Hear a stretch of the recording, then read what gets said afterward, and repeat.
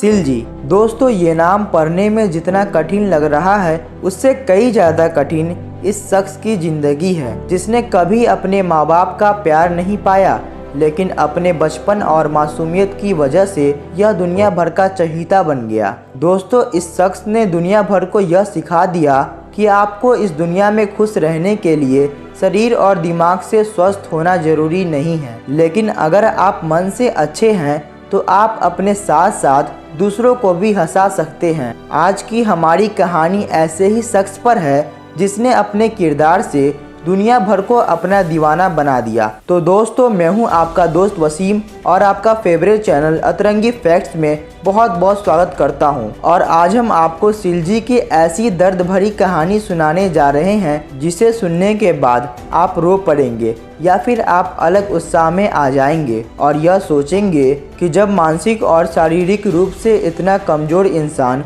दूसरों को अपनी मासूमियत से हंसा सकता है तो हम क्यों नहीं। दोस्तों, आज की हमारी वीडियो शुरू करने से पहले आपसे रिक्वेस्ट है कि वीडियो को पूरा देखिएगा और वीडियो को पसंद कीजिएगा, साथ ही लाइक का बटन दबा दीजिएगा ताकि और भी ऐसी इंटरेस्टिंग वीडियो आपके लिए हम लाते रहे। दोस्तों, सिलजी का जन्म 10 सितंबर 1901 में अमेरिका में हुआ था। तभी से लोग इसे साइमन मैट्स के नाम से जानते थे। दोस्तों, जब ये बड़ा हुआ तो यह बात स्पष्ट होने लगी कि यह माइक्रोसेफेली नाम की बीमारी से पीड़ित है। दोस्तों, हम आपको बता दें कि इस बीमारी में चेहरा तो सामान्य दर से बढ़ता है लेकिन सिर बहुत छोटा रहता है, यानी कि एक आम इंसान के मुकाबले इस बीमारी से पीड़ित लोगों का सर लगभग आधा होता है और इस बीमारी की वजह से पीड़ित के मस्तिष्क की क्षमता भी कम हो जाती है। दूसरी बीमारी अधिकतर तब होती है जब बच्चा पेट में होता है और माँ प्रेगनेंसी के दौरान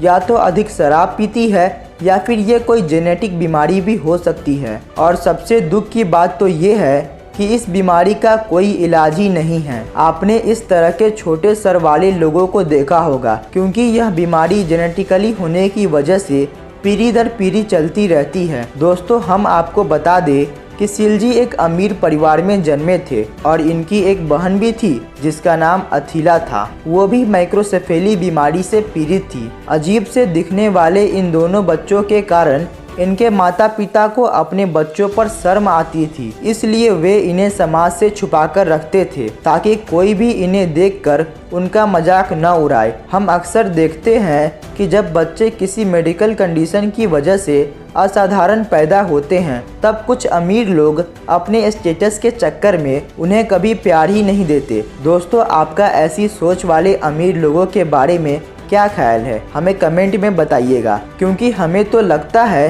कि भले ही ये लोग पैसों से अमीर हैं लेकिन इनका दिल बहुत गरीब है जो अपने ही बच्चों को प्यार नहीं दे पाते। दोस्तों, स्टेटस और रुतबे के डर से सिलजी के माता पिता ने उसे और उसकी बहन को ड्रीम लाइट साइड शो में बेच दिया। दोस्तों, जहां इन बच्चों को ज़्यादा प्यार और केयर की ज़रूरत होती है क्योंकि पहली बात तो ये बच्चे दिमागी रूप से कमज़ोर होते हैं और दूसरी बात तो यह दूसरे बच्चों के कारण काफ़ी चिढ़ाए भी जाते हैं, लेकिन इन दोनों बच्चों की ज़िंदगी में कुछ और ही लिखा था और सर्कस में जाने के बाद ये दोनों बच्चों की ज़िंदगी की अलग शुरुआत हुई। दोस्तों, सिलजी एक युवा लड़का था लेकिन अपनी इस बीमारी के कारण उसका दिमाग केवल 3 साल के छोटे बच्चे की तरह ही था और वह छोटे छोटे शब्दों को आपस में जोड़कर बोलता था। सर्कस की साइड शो के दौरान वह एक लड़की की कपड़े पहनता और उन्हीं कपड़ों को पहनकर अपनी परफॉर्मेंस देता था। दोस्तों, ऑडियंस पर बैठे लोग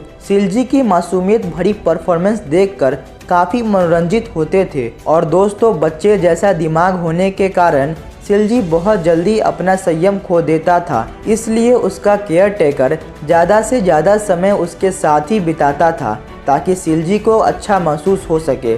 धीरे धीरे अपनी मासूमियत और सादगी के कारण ये लोगों और अपने साथियों का चहेता बन गया। जो कोई भी सिलजी से मिलता वह बस उसकी मासूमियत में खो जाता और उसे अपना समझने लगता। दोस्तों, ये सर्कस में इतना ज़्यादा पॉपुलर हो गया कि उसे हॉलीवुड मूवीज़ का ऑफर आने लगे। उसने इसके बाद अपनी ज़िंदगी में कई सारे फिल्मों में काम किया। 1932 में सिलजी ने हॉलीवुड मूवी फ्रीक्स में अभिनय किया और इसी फिल्म के बाद वो रातों रात सुपरस्टार बन गया। दोस्तों हम आपको बता दें कि इस फिल्म में सर्कस की बातों को दर्शकों के सामने रखा गया था। इस फिल्म में सर्कस में होने वाले प्यार और धोखे को साफ साफ दर्शकों को दिखाया गया और इस फिल्म में कई सारे भड़काऊ और डरावने किरदार भी थे, जिसके बाद क्रिटिक्स और लोगों ने इस फिल्म की जमकर आलोचना भी की थी। दोस्तों इस फिल्म के बारे में कई लोगों ने अपनी अलग अलग राय दी, पर सबकी राय एक ही बात पर आकर टिक जाती थी कि सर्कस एक मनोरंजन का जरिया है, उसे इस तरह के लोगों के सामने बेपर्दा करना ठीक नहीं है, वरना लोगों का सर्कस जैसी चीज़ों से विश्वास उठ जाएगा। 1936 में सर्कस में काम करने वाले जो सुरती, जो वहाँ के चिंपांजी ट्रेलर थे, उन्होंने सिल्जी को गोद में ले लिया था। दोस्तों जॉर्ज ने अपने मरते दम तक यानी कि 1965 तक उसका अच्छे से ख्याल रखा, लेकिन जब वो मर गए तो उनकी बेटी ने उनका ख्याल रखने से मना कर दिया। उसे लॉस एंजलिस के एक मेंटल हॉस्पिटल में भेज दिया गया। दोस्तों हम आपको बता दें कि सिल्जी पूरे के पूरे 3 सालों तक मेंटल हॉस्पिटल में रहे और वहां भी वह अपने सर्कस के दिनों को याद करके खुश होते थे, न कि मेंटल हॉस्पिटल में होने का गम उन्हें सताता। दोस्तों मेंटल हॉस्पिटल में उसका ज़्यादा ख्याल न रखने की वजह से उसकी तबीयत दिन पर दिन खराब होती चली गई, क्योंकि सिल्जी की इस माइक्रोसिफेली बीमारी के कारण उसका दिमाग काफ़ी कम था और उसके शरीर का पूर्ण विकास नहीं हो पाया। इसके साथ ही उसे मिर्गी के दौरे भी आते थे। तभी उसके सर्कस में काम करने वाले एक जादूगर दोस्त ने मेंटल हॉस्पिटल से गुजारिश की कि वे लोग सिल्जी को उसे सौंप दे, वे उसकी अच्छी देखभाल करेंगे। काफ़ी सारे सवालों और जवाबों के बाद मेंटल हॉस्पिटल वालों ने उसको उसके दोस्त के पास सौंप दिया। दोस्तों मेंटल हॉस्पिटल इतने दिन रहने के बावजूद भी सिल्जी का अपने सर्कस के प्रति प्यार कम नहीं हुआ था, इसलिए उसने एक दूसरा सर्कस ज्वाइन कर लिया। उसने अपने रिटायरमेंट के दिन तक भी लोगों का मनोरंजन किया, लेकिन इतने दिन सर्कस में काम करने के बावजूद भी उसका कोई अपना अस्थायी घर नहीं था। दोस्तों सिल्जी अपने आसपास के लोगों को हमेशा प्यार देता था और वह हमेशा उन लोगों के लिए प्यारा और मासूम भी था। दोस्तों सिल्जी की बीमारी में कई लोग शुरुआत में हिम्मत हार जाते हैं, लेकिन इस शख्स ने अपनी ज़िंदगी की आखिरी दिनों तक अपनी बीमारी से लड़ाई की और अंत में सन 1971 में इस बेमिसाल शख्स की मौत हुई। सिल्जी के इस दुनिया से जाने के बाद उसे किसी अनजान कब्र में दफना दिया गया, लेकिन उसका किरदार काफ़ी दिनों तक लोगों के जहन में जिंदा रहा। इसी कारण उसके एक प्रशंसक ने यह निवेदन किया था कि उसे एक रिस्पेक्टेड पत्थर के नीचे दफनाया जाना चाहिए, ताकि लोग उसे अधिक समय तक याद रखें। दोस्तों सिल्जी शारीरिक रूप से स्वस्थ होते हुए भी कभी कमज़ोर नहीं पड़ा और माता पिता का प्यार न मिलने के बावजूद भी अपनी ज़िंदगी में कभी हार नहीं माना। उसका दिमाग हमेशा एक 3 साल के बच्चे की तरह चलता था। और दोस्तों यह बात तो हर किसी को पता है कि बच्चे कितने मासूम और प्यारे होते हैं, जिस किसी से भी मिलते हैं उसे अपना बना लेते हैं। सिल्जी भी बिल्कुल वैसा ही था। उसके मन में कोई छल कपट नहीं था।